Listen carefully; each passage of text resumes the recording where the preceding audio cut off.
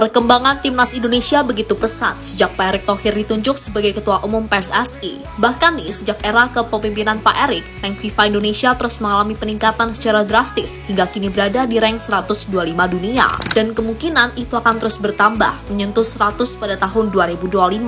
Karena timnas masih menyisakan 4 match di babak round 3 kualifikasi Piala Dunia 2026.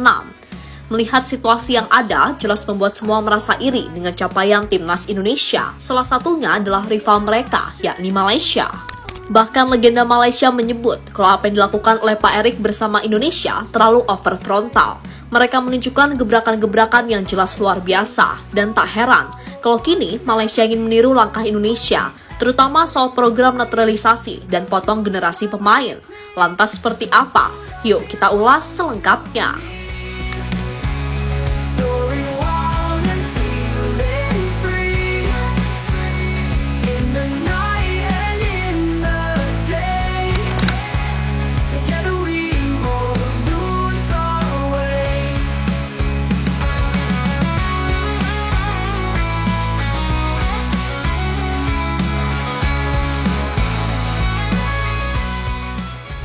Tantrum dan tentunya makin pusing memikirkan bagaimana cara mengalahkan timnas Indonesia lagi. Mungkin seperti itulah yang dirasakan oleh negara-negara ASEAN yang selama ini menjadi rival Indonesia, seperti Malaysia, Vietnam hingga Thailand, jika Pak Erick Thohir menjadi ketua PSSI selamanya.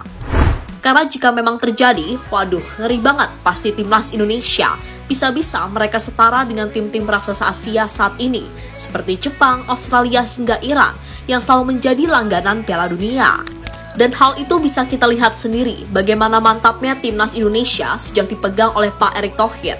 Selain rank FIFA yang selalu mengalami peningkatan dari waktu ke waktu, keputusan Pak Erick dalam mencari banyak pemain-pemain keturunan dari Eropa kayaknya memang memberikan dampak nyata bagi perkembangan sepak bola Indonesia, di mana banyak pemain lokal yang mulai meningkatkan potensinya hingga bisa bersaing di skuad timnas Garuda Merah Putih.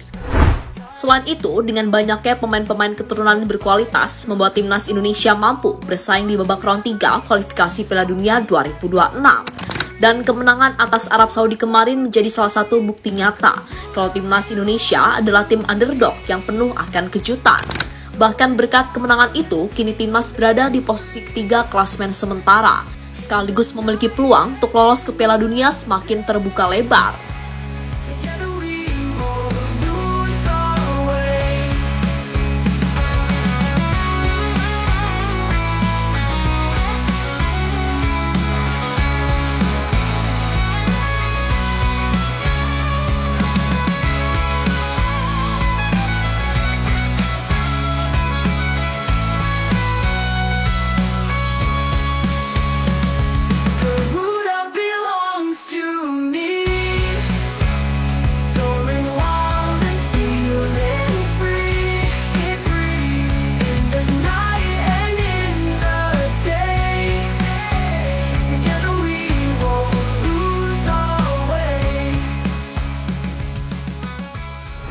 Dan memang harus diakui sih kalau perjalanan Indonesia di grup ini memang terbilang sangat amat sulit. Karena ya gitu, grup ini disebut sebagai grup neraka dan memang itu benar adanya.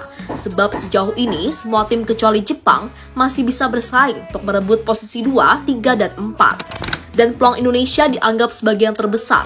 Karena ibarat tim Garuda bisa curi 1 poin di kandang Australia, lalu sapu bersih 2 laga kandang sisa atas Bahrain serta Cina, bukan tak mungkin posisi 2 justru bisa berada di tangan Indonesia. Apalagi semua tahu kalau dalam waktu dekat, setelah oleh Romeni menyatakan sepakat, PSSI dikabarkan masih akan terus mencari nama-nama baru. Dan nama-nama macam Jairo, Moro Zylstra, Mileno Jonathan, Pascal Struijk hingga Ian Maatsen adalah nama-nama yang minimal 1 atau 2 bisa didapatkan.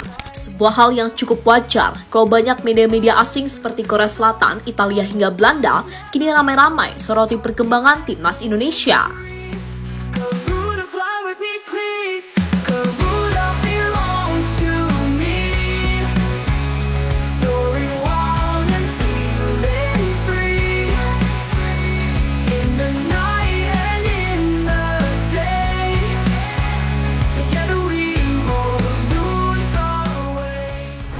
Legenda Malaysia ngiri dengan prestasi Indonesia. Progres yang dicatat timnas Indonesia kini dapat sorotan dari publik Malaysia. Ex-pemain timnas Malaysia, Azlan Johar, iri dengan capaian itu dan melihat negaranya semakin lama semakin tertinggal dari Indonesia. Bahkan di mata Azlan Johar, sukses Indonesia tak lepas dari manajemen yang bagus. Dia merasa Indonesia banyak belajar dan berbenah setelah mendapat sanksi dari FIFA beberapa tahun lalu. Setelah itu mereka menyadari kesalahannya dan pemerintah serta beberapa individu yang tertarik dengan sepak bola di Indonesia mengubah haluannya. Buka Azlan Johar dikutip dari Stadium Astro. Tak sampai di situ saja. Menurut Azlan Johar, timnas Indonesia saat ini diurus pemain yang tertarik pada sepak bola dan tidak punya kepentingan lain. Dia juga ingin Malaysia berada pada situasi yang sama sehingga bisa maju. Oleh karena itu, saran saya bagi para pengurus industri sepak bola yang sudah tidak relevan lagi, beranikan diri meninggalkan panggung jika sudah tidak mampu lagi menari. Kita harus iri dengan Indonesia dan belajar dari kesalahan kita agar bisa bersaing dengan mereka.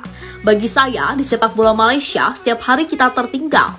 Kalau suatu hari diibaratkan satu jengkal, kita sudah tertinggal jauh. Indonesia sudah ganti mobil, kita juga sudah ganti mobil, tapi Indonesia sudah ganti mesin dan juga ganti pengemudi. Tegas Azlan Johar dikutip dari Astro.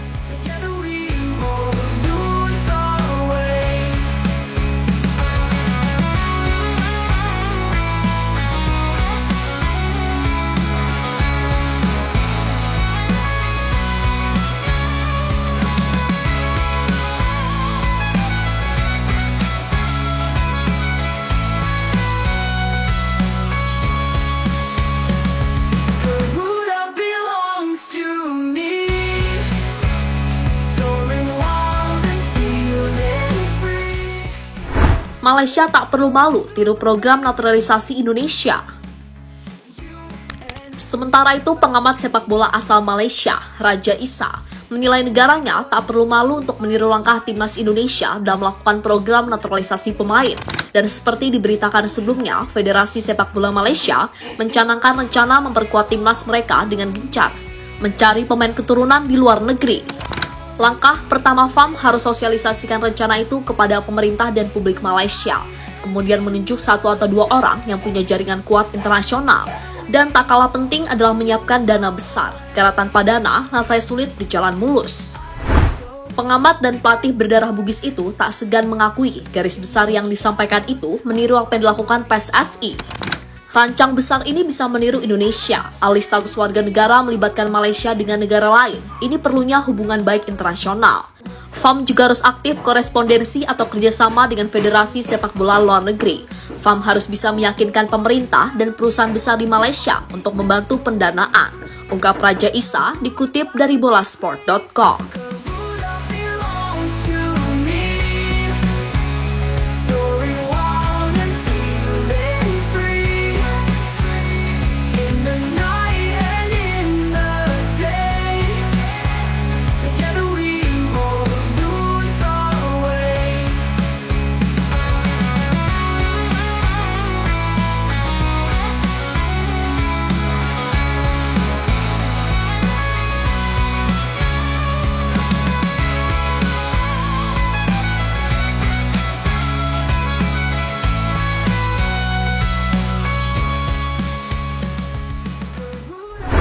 Berkat Pak Erik, Indonesia dapat sorotan media Italia. Timnas Indonesia jadi sensasi di putaran ketiga kualifikasi Piala Dunia 2026 zona Asia. Hal itu menyusul kemenangan bersejarah 2-0 atas tim raksasa Asia, Arab Saudi. Kemenangan atas Arab Saudi membawa Indonesia melejit ke posisi 3 grup C dengan 6 poin. Marcelino Ferdinand CS hanya berjarak 1 angka saja dari Australia di urutan kedua. Zona lolos otomatis ke Piala Dunia 2026. Dengan 4 pertandingan tersisa, Indonesia masih punya peluang lebar lolos ke Piala Dunia 2026. Andai bisa terwujud, RI untuk pertama kalinya sejak kemerdekaan 1945 tampil di pentas tertinggi sepak bola dunia itu. Peluang besar Indonesia ke Piala Dunia 2026 dapat sorotan dari Tutto Mercato Web. Media yang berbasis di Italia itu menilai naturalisasi yang dilakukan Garuda berperan besar dalam kemajuan timnas Indonesia. Tutto Mercato Web menyebut Indonesia menaturalisasi 15 pemain keturunan dengan memanfaatkan relasi sejarah dengan Belanda. Salah satu pemain yang dinaturalisasi adalah bek Venezia, J. Itzas, yang juga menyandang kapten Indonesia. Pelatihnya dari Korea Selatan, Shin Tae-yong. Kaptennya bermain di Italia, dia adalah bek Venezia, Jay Itzes. Lahir di Brabant Utara, Itzes menghabiskan seluruh hidupnya di Belanda. Dibawa Indonesia pada akhir tahun 2023 berkat ibunya yang memiliki keturunan Indonesia. Dari 23 yang dipanggil untuk pertandingan kualifikasi Piala Dunia pada bulan November, ada 12 orang Belanda. Selain Itzes yang disebutkan di atas, pemain lain telah bermain di Italia, mantan gelandang Leeds, Tom Haye. Ada juga saudara laki-laki Tijani Reinders, Eliano, berusia 24 tahun, juga seorang gelandang. Dia baru-baru ini memperoleh kewargaan Indonesia setelah mendapatkannya pada 30 September lalu. Tulis laporan dari Tutto Mercato Web. Tutto Mercato Web juga mengakhiri tulisan mereka dengan perkembangan signifikan peringkat FIFA Indonesia dari 175 pada 3 tahun lalu menjadi 125 saat ini. Mereka juga memprediksi peningkatan ranking Garuda akan terus berlanjut di masa depan.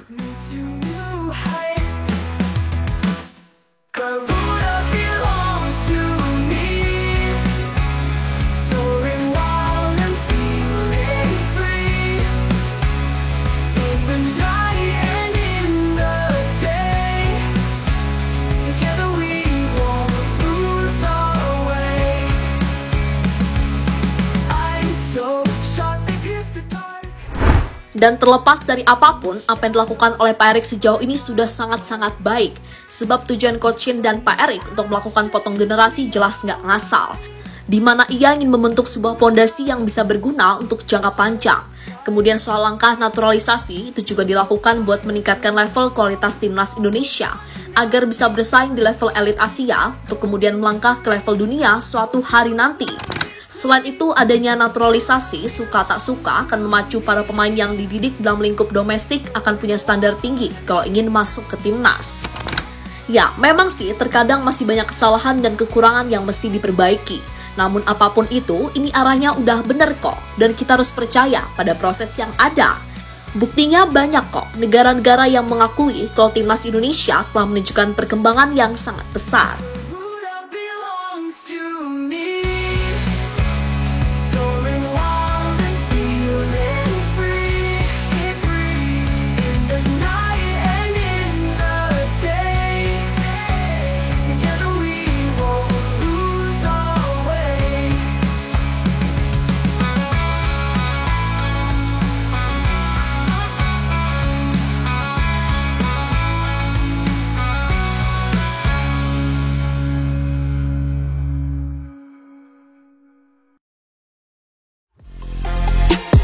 Halo, izin iklan sebentar ya guys. Jadikan ruangmu bernuansa timnas. Temukan beragam poster dinding, sepak bola dan timnas dengan desain menawan, kualitas premium dan harga yang tidak akan menguras kantong. Segera klik link Shopee di deskripsi video ini dan dukung timnas dengan sepenuh hati. Mulai dari dinding rumahmu.